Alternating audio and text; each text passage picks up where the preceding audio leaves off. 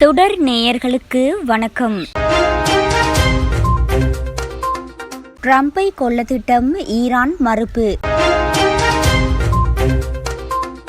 Oman மசூதியில் பயங்கரவாதிகள் துப்பாக்கிச்சூடு, இந்தியர் உட்பட 6 பேர் உயிரிழப்பு. காசாவில் மேலும் 60 பேர் உயிரிழப்பு. அமெரிக்க அதிபர் ஜோ பைடனுக்கு கொரோனா, வெள்ளை மாளிகை அதிகாரப்பூர்வ அறிவிப்பு. ஏமனில் செங்கடல் வழியாக சென்ற கப்பல்கள் மீது ஹவுதி கிளர்ச்சியாளர்கள் தாக்குதல். இந்தியர்கள் இலங்கையர்களுடன் கடலில் மூழ்கிய கப்பல், 9 பேர் மீட்பு. இனி தொடர்வன விரிவான செய்திகள்.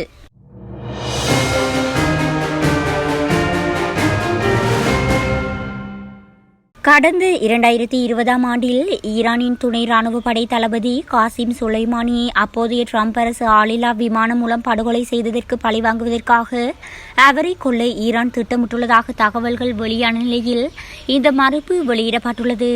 இதுகுறித்து ஈரான் வெளியுறவுத்துறை அமைச்சர் நாசர் கனானி கூறியதாவது: அண்மையில் அமெரிக்க முன்னாள் அதிபர் டொனால்டு ட்ரம்பை படுகொலை செய்ய நடைபெற்ற முயற்சியில் எங்கள் நாட்டுக்கு தொடர்பிருப்பதாக தகவல் வெளியாகி வருகிறது.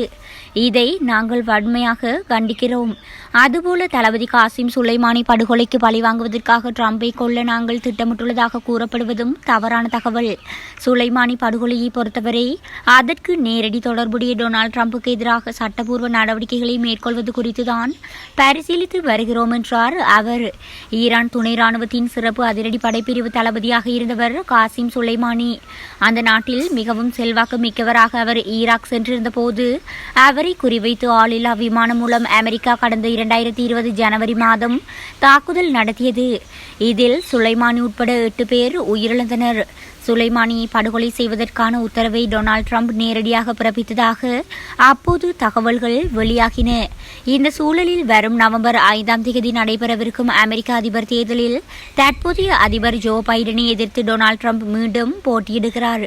அவர் தேர்தலில் வெற்றி பெறுவதற்கான வாய்ப்புகள் அதிகம் இருப்பதாகவும் கூறப்படுகிறது. இந்த நிலையில் பென்சில்வேனியா மாநிலத்தில் உள்ள பட்லர் நகரில் ட்ரம்ப் சனிக்கிழமை தேர்தல் பரப்புரையில் ஈடுபட்டிருந்த போது அருகிலுள்ள கட்டடத்தின் கூரையிலிருந்து தாமஸ் மாத்தியூ குரூக்ஸ் என்பவர் அவரை நோக்கி 8 முறை துப்பாக்கியால் சுட்டுள்ளார். இதில் ட்ரம்பின் காதை துப்பாக்கி தோட்டா உரசி சென்றதில் அவரின் வலது காதில் காயம் ஏற்பட்டது. இது தவிர துப்பாக்கி குண்டு பாய்ந்து கூட்டத்தில் பங்கேற்ற ஒருவர் உயிரிழந்துள்ளார். 2 காயமடைந்தனர். ட்ரம்பின் காதில் காயம் ஏற்படுத்திய துப்பாக்கி குண்டு பாய்ந்து வந்த பாதையின் குறுக்கே அவரின் தலை 2 வினாடிகளாக நிலைத்திருந்தது. இருந்தாலும் கடைசி நேரத்தில் அவர் எதையோ படிப்பதற்காக தலையை சற்றே சரித்ததால் நூலில் உயிர் தப்பியுள்ளார். துப்பாக்கியால் சுட்ட தாமஸ் மாத்தியூ குரூக்ஸை மற்றொரு கூரையில் இருந்தபடி பாதுகாப்பு பணியில் ஈடுபட்டிருந்த ட்ரம்பின் பாதுகாவலர்கள் உடனடியாக சுட்டுக் கொண்டனர். தாக்குதலுக்கான நோக்கம் குறித்து விசாரணை இடம்பெற்று வருகிறது. குறித்த படுகொலை முயற்சி குறித்து பல்வேறு ஊக தகவல்கள் வெளியாகி வருகின்றன. அவற்றில் சுலைமானி படுகொலைக்கு பழிவாங்குவதற்காக இந்த படுகொலை முயற்சியில் ஈரான் ஈடுபட்டதாக கூறப்படும் தகவலும் ஒன்று. இதுகுறித்து பாதுகாப்புத்துறை அதிகாரி ஒருவர் கூறுகையில், சனிக்கிழமை நடைபெற்ற துப்பாக்கி சூட்டு சம்பவத்தில் ஈரானுக்கு தொடர்பில்லாவிட்டாலும் ட்ரம்பை படுகொலை செய்ய அந்த நாடு சதித்திட்டம் தீட்டியுள்ளது உண்மைதான் என தெரிவித்துள்ளார். ஓமன் தலைநகர் மஸ்கட்டில் ஷியா இஸ்லாமிய பிரிவு மசூதிக்கு வந்தவர்களை குறிவைத்து இஸ்லாமிய தேசம் பயங்கரவாதிகள் துப்பாக்கியால் சுட்டதில் இந்தியர் ஒருவர் உட்பட 6 பேர் உயிரிழந்தனர். சன்னி பிரிவைச் சேர்ந்த IS பயங்கரவாதிகள் பாகிஸ்தான், ஆப்கானிஸ்தான், ஈராக் ஆகிய நாடுகளில் ஷியா பிரிவு இஸ்லாமியர்களை குறிவைத்து தாக்குதல் நடத்துவதை வழக்கமாக கொண்டுள்ளனர். ஷியா பிரிவினரின் தியாக தினமாக அனுசரிக்கப்படும் மொஹரம் பண்டிகையின் போது மசூதியில் அதிகம் பேர் கூடுவது வழக்கமாகும். அவர்களை குறிவைத்து மஸ்கட்டில் உள்ள மசூதியில் IS பயங்கரவாதிகள் தாக்குதல் நடத்தியுள்ளனர்.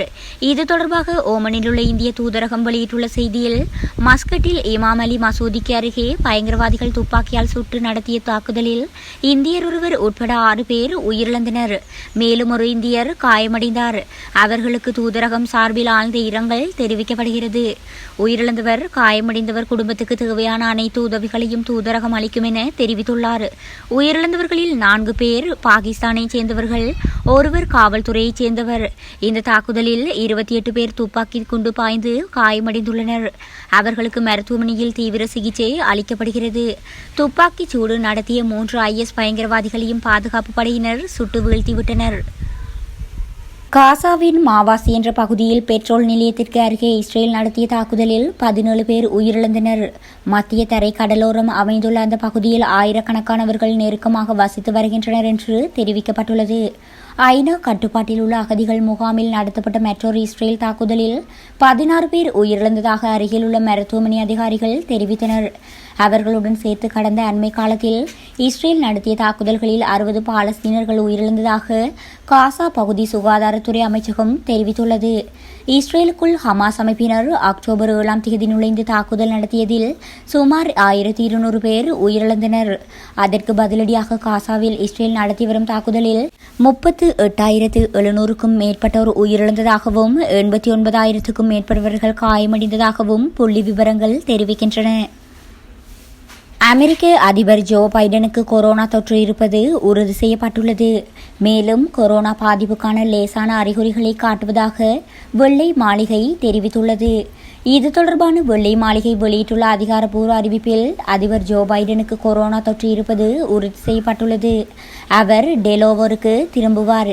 அங்கு அவர் சுயமாக தனிமைப்படுத்தப்படுவார். அந்த நேரத்தில் தனது அனைத்து கடமைகளையும் முழுமையாக செய்வார் என்று தெரிவித்துள்ளது. இது தொடர்பாக அதிபர் ஜோ பைடன் தனது எக்ஸ் வலைதளத்தில், இன்று மதியம் எனக்கு கொரோனா தொற்று இருப்பது உறுதியானது. நான் தற்போது நன்றாக இருப்பதாக உணர்கிறேன். அனைவரின் வாழ்த்துக்களுக்கும் நன்றி. நான் குணமடைவதற்காக தனிமைப்படுத்திக் கொள்ள உள்ளேன். அந்த நேரத்தில் அமெரிக்க மக்களுக்கு பணியை தொடர்ந்து செய்வேன் என்று அதில் பதிவிட்டுள்ளார். 81 வயதான பைடன் லாஸ் வேகாஸில் நடந்த NAACP தேசிய மாநாட்டில் கலந்து கொண்ட நிலையில் நேற்று அவருக்கு நடத்தப்பட்ட சோதனையில் கொரோனா இருப்பது உறுதி செய்யப்பட்டது. முன்னதாக அந்த மாநாட்டில் பேசிய அவர் டொனால்ட் டிரம்பின் கொள்கைகளை கடுமையாக விமர்சித்தார். மேலும் நாட்டில் துப்பாக்கி வன்முறை அதிகரிப்பதை கடுமையாக கண்டித்துள்ளார். காசா முனையில் செயற்பட்டு வரும் ஹமாஸ் ஆயுத குழுவினர் கடந்த ஆண்டு அக்டோபர் 7ஆம் தேதி இஸ்ரேலுக்குள் புகுந்து பயங்கரவாத தாக்குதல் நடத்தினர். இந்த தாக்குதலில் 1139 இஸ்ரேலியர்கள் கொல்லப்பட்டனர். மேலும் இஸ்ரேலில் இருந்து 251 பேரை பணிய கைதிகளாக காசா முனைக்கு ஹமாஸ் கடத்தி சென்றுள்ளது. இதையடுத்து ஹமாஸ் ஆயுத குழு மீது போர் அறிவித்த இஸ்ரேல் ஒப்பந்த அடிப்படையில் பணைய கைதிகள் 100க்கும் மேற்பட்டோரை மீட்டுள்ளது. ஆனால் 100க்கும் மேற்பட்டோர் இன்னும் பணைய கைதிகளாக ஹமாஸ் பிடியில் உள்ளதாகவும் அதில் சிலர் உயிரிழந்திருக்கலாம் எனவும் இஸ்ரேல் தெரிவித்துள்ளது. மேலும் காசாவில் இஸ்ரேல் அதிரடி தாக்குதல் நடத்தி வருகிறது. இதனிடையே இஸ்ரேல் ஹமாஸ் இடையேயான போரில் ஹமாஸ் ஆயுத குழுவினருக்கு ஏமனில் செயற்பட்டு வரும் ஹவுதி கிளர்ச்சியாளர்களும் லெபனானில் செயற்பட்டு வரும் ஹிஸ்புல்லா பயங்கரவாதிகளும் ஆதரவளித்து வருகின்றனர். இந்த ஆயுத குழுக்கள் இஸ்ரேல் மீது அவ்வப்போது தாக்குதல் நடத்தி வருகின்றன. இந்த தாக்குதலுக்கு இஸ்ரேல் தக்க பதிலடியும் கொடுத்து வருகிறது. இந்நிலையில் தெற்கு லெபனானின் ஹபீர் டீப் நைட் பகுதியில் உள்ள உம்தூட் என்ற கிராமத்தில் இஸ்ரேல் விமானப்படையினர் நேற்று அதிரடி தாக்குதல் நடத்தினர். இந்த தாக்குதலில் 5 பேர் உயிரிழந்தனர். உயிரிழந்த 5 பேரில் 3 குழந்தைகள் எனவும் அவர்கள் அனைவரும் சிரியாவை சேர்ந்தவர்கள் எனவும் தகவல் வெளியாகியுள்ளது. இஸ்ரேல் காசா போரில் ஹமாஸ் அமைப்பினருக்கு ஆதரவாக ஏமனில் உள்ள ஹவுதி கிளர்ச்சியாளர்கள் செயற்பட்டு வருகின்றனர். இதனால் செங்கடல் வழியாக செல்லும் இஸ்ரேல் தொடர்புடைய கப்பல்கள் மீது அவர்கள் தாக்குதல் நடத்துகின்றனர். இதனை கட்டுப்படுத்த அமெரிக்கா தலைமையில் ஒரு கூட்டுப்படை உருவாக்கப்பட்டது. அவர்கள் செங்கடல் பகுதியில் தீவிர ரோந்து பணியில் ஈடுபட்டு பதிலடி கொடுத்து வருகின்றனர். இந்நிலையில் லைபீரியா மற்றும் பனாமா நாட்டு கப்பல்கள் மீது ஹவுதி கிளர்ச்சியாளர்கள் ஏவுகணை தாக்குதல் நடத்தியதாக இங்கிலாந்து கடற்படையினர் தெரிவித்தனர். இதனால் ஏற்பட்ட சேத விவரங்கள் எதுவும் குறிப்பிடப்படவில்லை.